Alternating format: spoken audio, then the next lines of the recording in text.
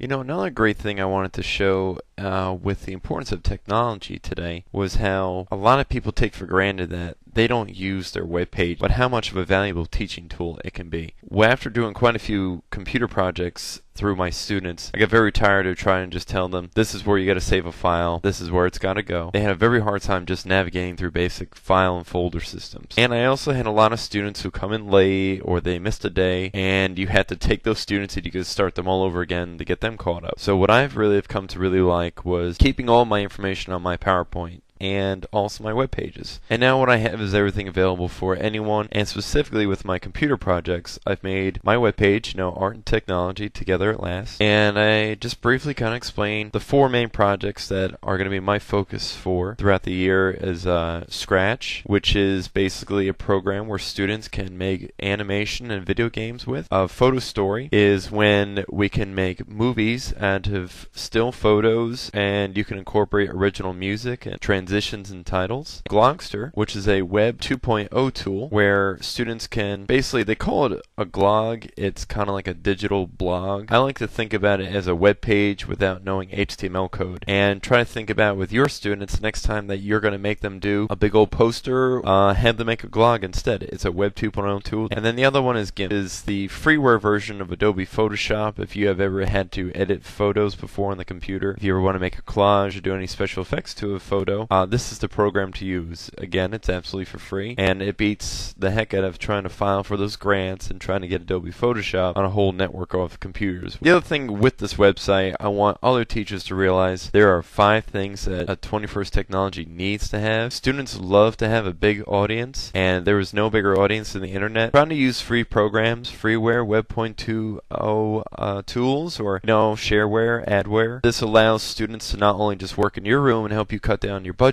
but allows them to work at home and continue the experimentation. Also, try to use technology so that it's not just a web surfer or a word processor. Use it to help solve problems, have the kids team up with one another. The fourth thing I want to do is students kind of create products. That's easy for me because I'm an art teacher, and we basically are always making products in my room, but I think there's a lot of teachers who are still more focused on, here's my book, read it, take the test. And we need to go beyond that. But if we can create more products, the students will be able to take these ideas and incorporate them into problems that they may face in the real world when they become adults. And the other thing I use my webpage is because I'm very big into trying to make paperless assignments. All my files, all my handouts, everything you need is a digital resource on my page. No longer do you have to print off stuff, no longer do you have to run out to the copier and go find more paper. The kid loses a paper, or why should they just be limited to the handout? Especially comes in handy if it's at home. Parents are like, well, Johnny lost his homework. Well, Johnny needs to know that my assignments are up on my webpage and he can access it.